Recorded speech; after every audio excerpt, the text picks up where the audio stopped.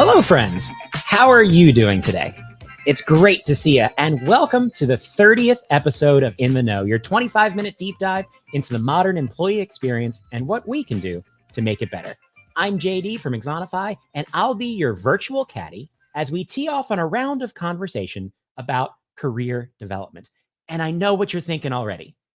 Clearly, I've run out of theming ideas for this show because first, I remember when I was dressed up like Willy Wonka for reasons, and then I did the whole like Marty McFly Back to the Future thing, and now I look like I should be hanging out with your grandpa and his buddies on the weekend. Well, first, I have to say, go big or go home when it comes to costuming, and you can blame my decade at Disney for that mentality. But golf actually does relate in a couple of different ways to the conversation that we're having today. There's still lots of people out there who look at golf as a professional networking opportunity. So you remember, even there was an episode of The Office where Jim was out there on the golf course trying to convince a prospect alongside Kevin and Andy that he had to buy from Dunder Mifflin. That was actually one of two episodes of The Office that took place on a golf course. Well, my golf game has never really helped me out professionally, per se, but I'm actually really good at golf. It's a secret. Not everyone knows that. And when I was chatting with today's special guest about, potential theming ideas for today's episode, he mentioned that he's an avid golfer. So again, if you want to blame someone, blame him, not me. But then I actually realized when I was thinking about it that the first time that I ever collected a paycheck was actually from a job in golf. I worked in a warehouse at a golf retail shop, and I worked there for like 15 minutes. Before I realized that my job at the movie theater was like way more fun, but I actually kind of started my career in golf, kind of, as it were. So today we're going to grip it and rip it. We're going to play the course, not our opponent, and perhaps discover a few Cinderella stories as we discuss career strategy with Al Dea, leadership development consultant and host of the Edge of Work podcast. And in preparing for today's episode, I also thought about my own career journey and how I've learned a variety of different things along the way. And, I've been paid to do a lot of interesting stuff over the course of my career, not just what you're seeing right now. I mean, I watched movies until 4 a.m. I dressed like a cowboy and robbed a fake bank every 8 minutes. I was the opening speaker at an event in Australia that included the guy who has the most watched TED Talk ever. I spent 4 hours in a makeup chair one time to portray the Grinch. And I was even paid to play miniature golf in London while I was on my way to keynote an event in Belgium. So there, another golf connection for you today. So it's been a pretty interesting ride so far as a career, and I've learned a lot along the way. I've had lots of fun. I've experienced lots of frustration, and like I said, I've learned a lot. But I've learned a lot of things I wish I knew sooner. So to start off our career conversation, I wanted to share 5 career building tips from a guy who dresses like this at work, if you don't mind. So number 1 is be loyal to people, not organizations. I think the biggest mistake I've made in my career so far is thinking that I deserved something if I worked hard and did a good job. And then I ran into my first experience with layoffs. And suddenly all of that loyalty and that hard work, it just didn't matter anymore. And I was so focused on climbing a career ladder that I didn't realize how easily I could get knocked off of that ladder, no matter how good I was at doing my job. So ultimately, I've never found success when I trusted a company to do what's right by me. I found success through building relationships with people who were there to support me, especially when I needed them the most. So that's tip number 1. Tip number 2 connects to that tip, which is networking your way to opportunity. I mean, with the exception of a few of my frontline gigs, I've never gotten a job by applying for one. I mean, that includes my first manager job at the movie theater. It includes my management jobs at Disney, all of my L&D positions, and my current role. And I've applied for lots of jobs over the years. I mean, I've tried to break the ATS machine in every way that you can possibly think of, and it's just never worked to my benefit. And I don't mean to sound super negative, especially to people who might be looking for new roles right now. But the reality is that it's a difficult process. So instead of trying to break the machine, I shifted my attention years ago to building a professional network and a brand that can do that type of work for me. So whoever said who you know is more important than what you know, they were at least partially right, because you have to be good at your job. You have to be good at what you do, but you also need people who are willing to fight for you when it's time to chase that next opportunity. And I've been lucky to find some of those people along the way. Number 3 is share. I started my first blog in 2012, 10 years before I would eventually write my first book, which is not just awkwardly sitting next to me so that I can hold it up on the show, The Modern Learning Ecosystem, for you. So I didn't have a goal for that blog. I didn't publish on a set schedule. I didn't use SEO keywords or tackle, the buzziest topic of the day. Cough, AI, cough. I just wanted to share stories and kind of share my ideas outside of what I was responsible for doing in my 9-to-5 work. And frankly, my blog did not get a huge readership, but it did catch the attention of a technology vendor who invited me to contribute to their ebook. And then doing that ebook got me invited to deliver a webinar. And then that webinar got me another webinar. And eventually I end up as a person with a talk show, a keynote schedule, and a book that I just won't stop mentioning. So I'm not telling you to go start a blog. We do not need everyone to have a blog. Instead, I suggest everyone look for their own way to engage with the broader professional community outside of your company bubble. So it could be via comments on LinkedIn, it could be TikTok videos, it could be local meetups. But the reality is that if you don't get out there, how do you expect someone to find you with that next cool opportunity? Next up, know your worth. Everyone needs to get paid for their work. Now, there are plenty of reasons to do stuff for free. You could be helping out a friend or a peer. You could do it because it's fun, like appearing on an awesome LinkedIn Live talk show. You could be getting professional value from the exposure, especially maybe early in your career, during a career transition. But remember that exposure only goes so far. So don't sell yourself short. Ask for fair compensation. And for example, if you're required to create a custom work sample during an interview process, they should be paying you for your time. So know your worth. And then there's ABP. Always be preparing. Movie reference, but we're not closing. We're preparing at this point. But you never know when that next opportunity will present itself. And the most important thing I believe you can do in your current job is to be preparing yourself for your next job, because it's easy to get distracted by the next project, the next deliverable, the next priority, and not dedicate time and effort to yourself.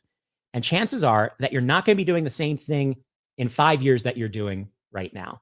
So always have an updated resume, always have a refreshed LinkedIn profile, always be working on your own skills, and always be thinking about how to market yourself so that when you need these things, whether it's your choice or it's not, you're in the best possible position to take that next step.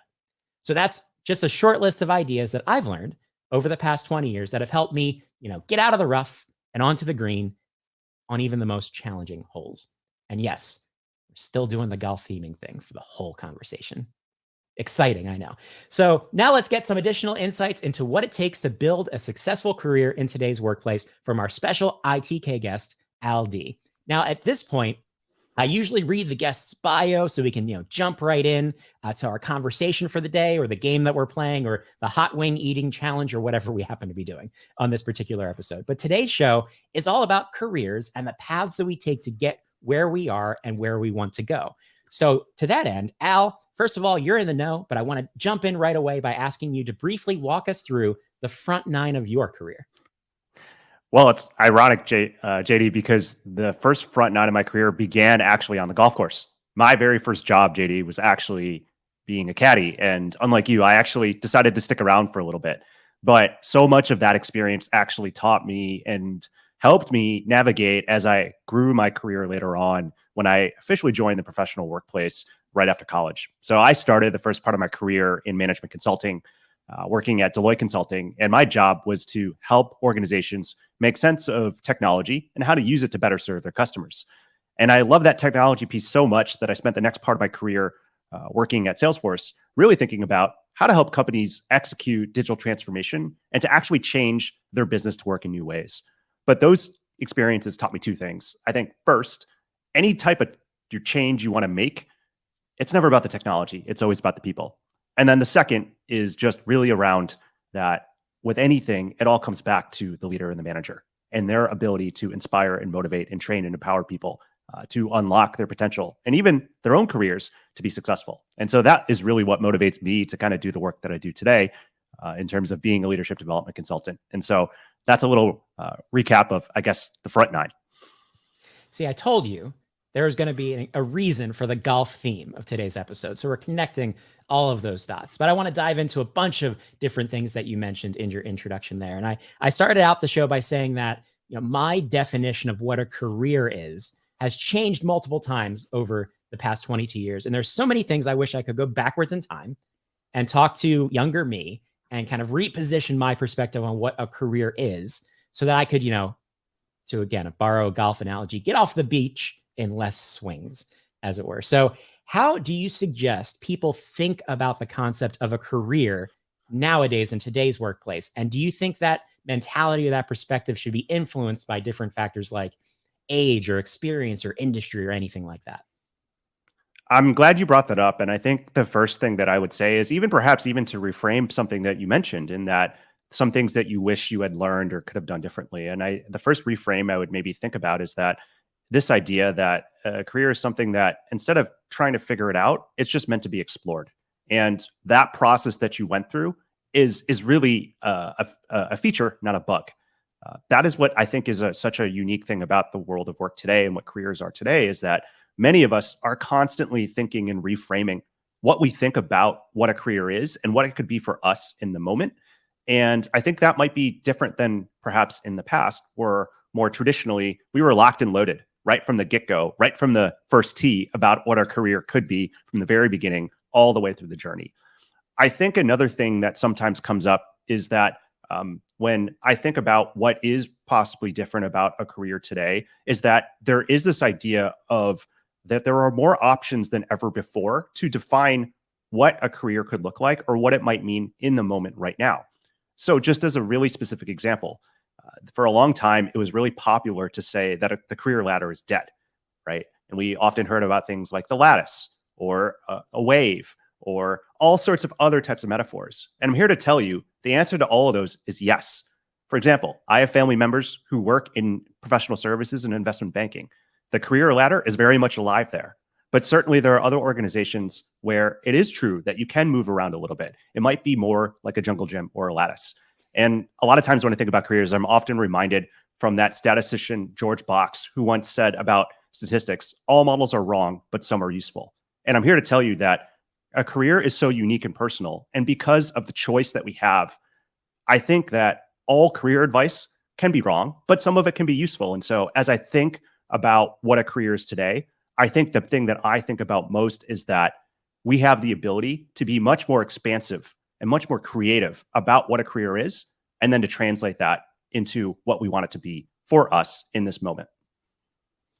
I would say one of the mistakes that I was making early on was I was allowing the company to predefine what my career was in a lot of ways. So I kind of let them establish a path for me versus kind of going into what you said, explore mode on my own. I was kind of forced into explore mode versus understanding that a strategy that I can take.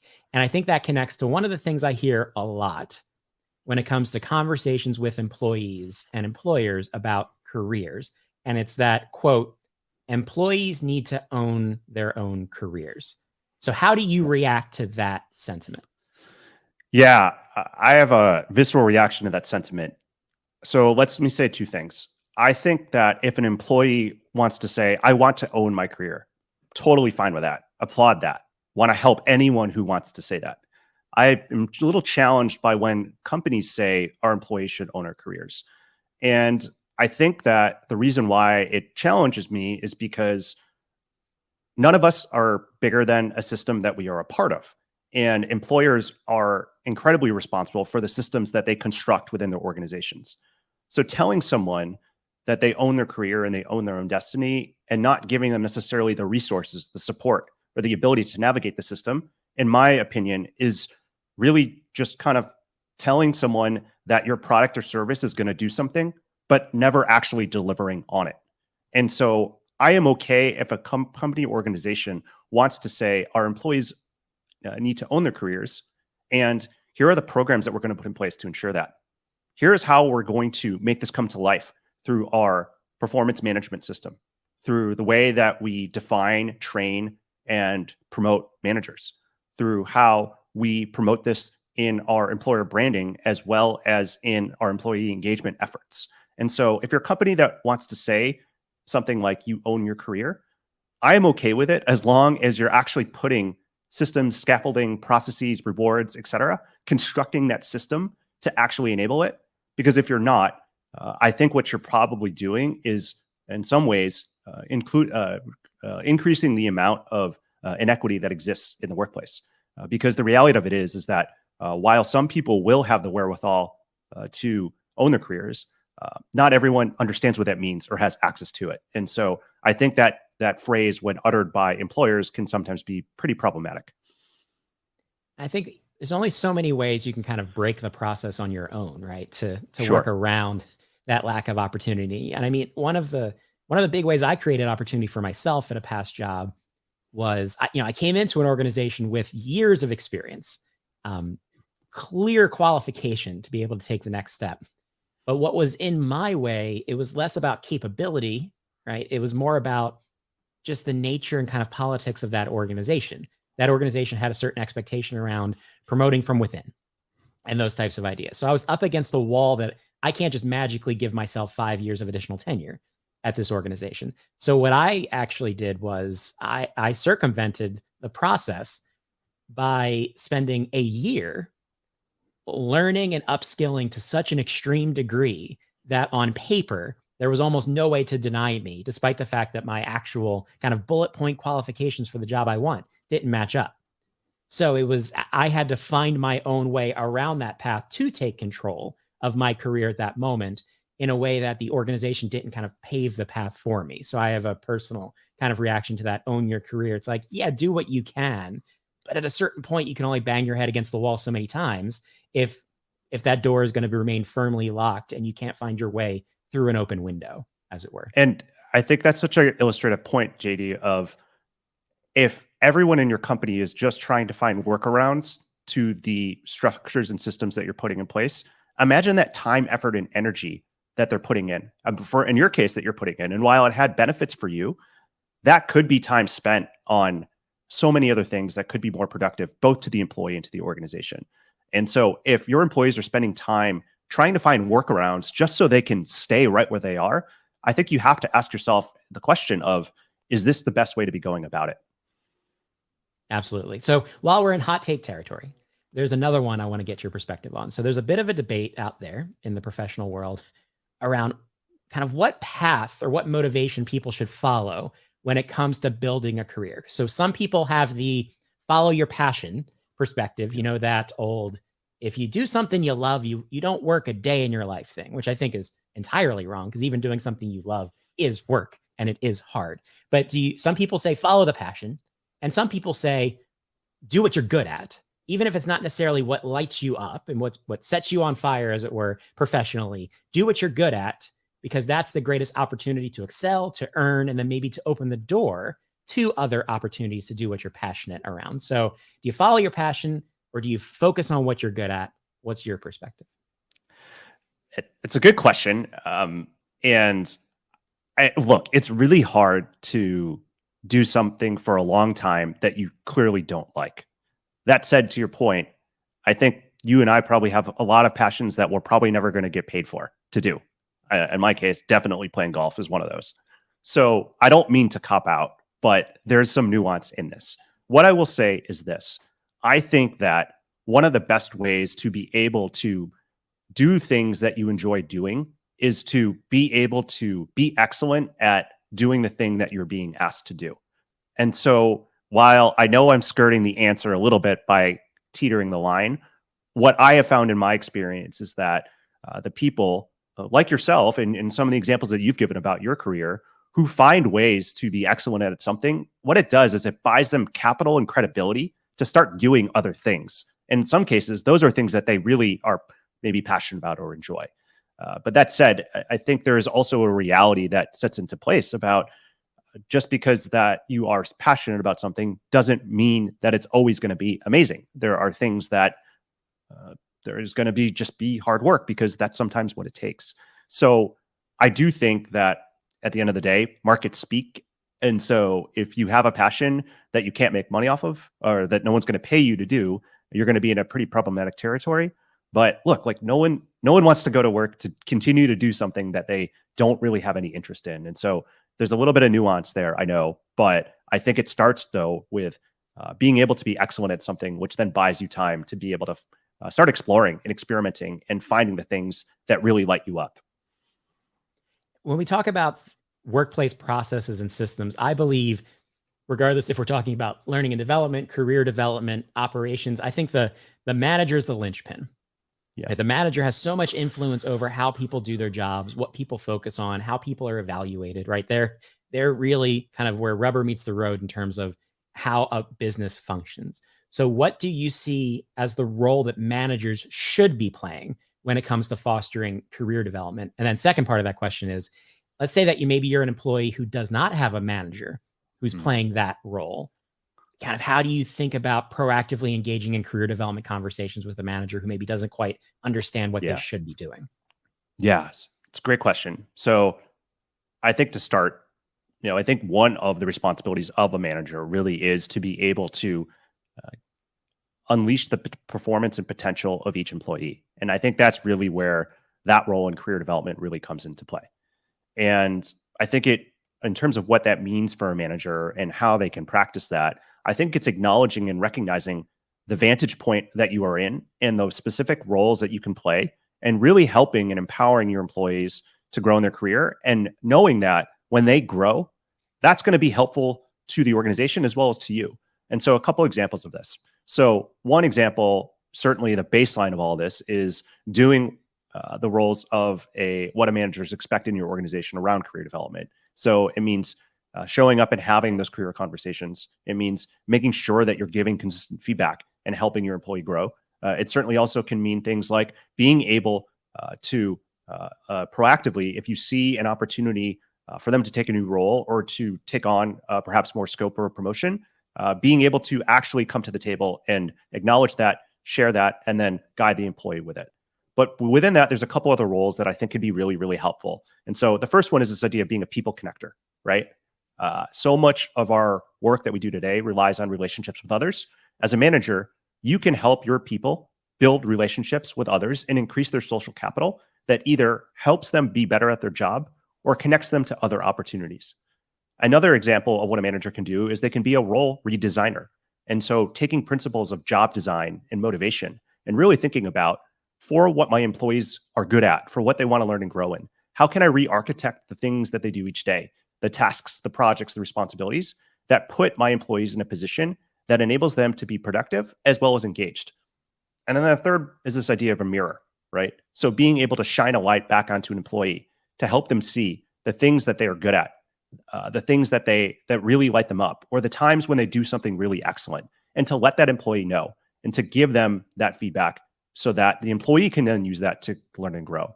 And then maybe the last part of that really is just around being able to be that supporter, even if it means sometimes that the employee needs to perhaps move on or find another role. And so I think very tactically, that's what a manager can do.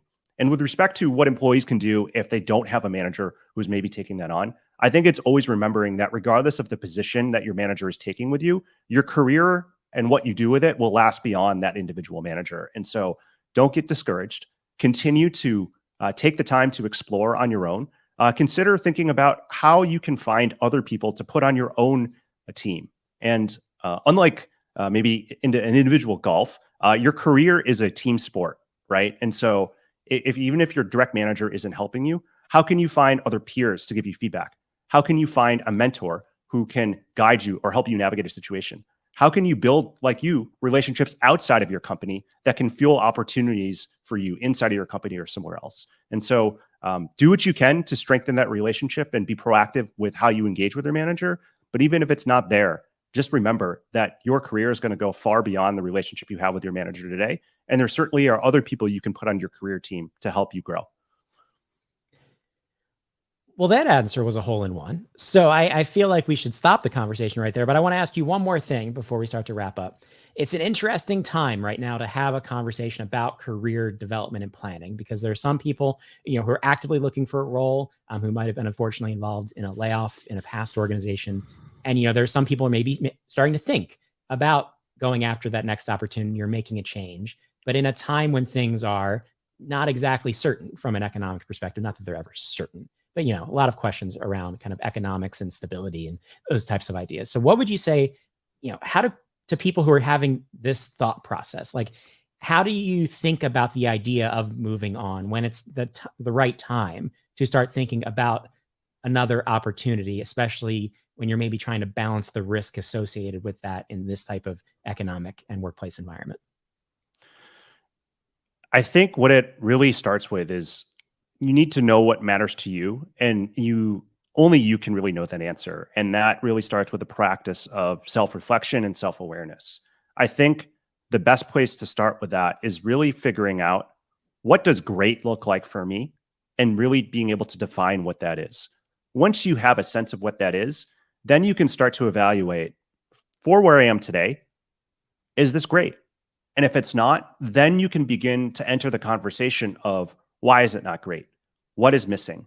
What normally is great, but isn't right now? And that's when you start to think about, okay, well, what can I do about this? I will say, I do notice sometimes that oftentimes when things might not be where we want them to be, it is easy to assume that we need to move in a direction immediately, such as making another move, starting to search for another job, looking for another company. While that can be true, I also want to encourage you to think a little bit more expansively about that. There are so many other types of tweaks and things that you can do that could potentially make your job better each and every day. And I would encourage people to kind of think about that first before they start thinking about, what is the specific move that I need to take? Because career development happens every day. It's the habits and practices that you put in every day that help you grow into the person that you want to become. And sometimes there is a lot there that can just be changed by a small little tweak or taking away one project that was really draining you. But I would start first with having that self-awareness and that self-reflection to understand, what does great look like, where I am today, and if there's gaps, what should we do about it? Just so much outstanding advice on today's show. So Al, thank you so much for joining me on the course today. To show our appreciation for your time and your contribution to the professional community, we'd love to make a donation to a charitable organization of your choosing. So can you tell us a bit about the organization that you selected? Happy to, and so gracious for that. The organization that I've selected is an organization called Year Up. It is a workforce development nonprofit, and their goal is to help promote economic opportunity, particularly for those who traditionally have been overlooked and are underserved. And they have a number of workforce development programs in cybersecurity, IT, finance, and other professions, where they take people, particularly young high school graduates and some who haven't graduated high school, give them that workforce training, give them career development training, as well as soft skills, and help them find economic opportunity into in-demand professions. And they get to learn, I think, JD, a lot of the things that you and I were privileged to learn just because we had good mentors and sponsors and opportunities for people who traditionally haven't had them. And so their mission really inspires me to do some of the work that I do each and every day. Awesome. So be sure to check them out, yearup.org. And Al, where can people reach out to you? How can people connect with you to learn more about the great work that you're doing? They can come find me on LinkedIn and connect with me. Let me know how they're helping their organizations develop their people and grow their careers. Or certainly feel free to check out the Edge of Work podcast, where I talk to guests about how the workplace is changing and how leaders can think differently about leading in this new world of work. Awesome. Thanks again so much to Al Dea for sharing his perspective on what it takes to build a career in today's workplace. Remember that registration is now open for Axonicom 2023. That's right. The Axonify Tour is headed to Nashville for 3 days of learning, networking, and most importantly, storytelling. So you'll hear from Exonify customers, partners, and team members from around the world as they share proven practices for enabling frontline teams. You can also get a sneak peek of upcoming Exonify products and features. So head over to exonify.com/Exonicom to find out how you can join us in person in Nashville this October.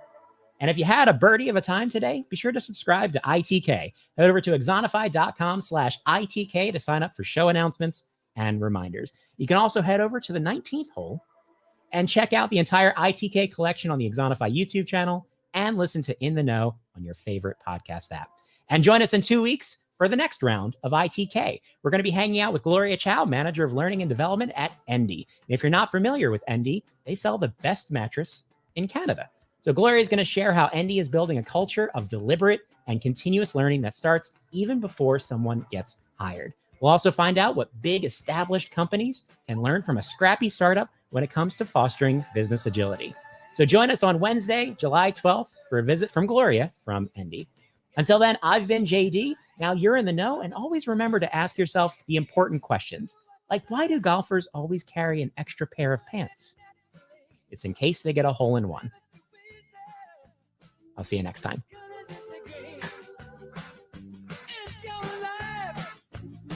In the Know is produced by Sam True, visual design by Mark Anderson. Additional production support by Risha McCutcheon, Andrea Miller, Malia Bernard, and Megan Kay. The show is written and hosted by JD Dillon. ITK is an Exonify production. For more information on how Exonify helps frontline workers learn, connect, and get things done, visit exonify.com.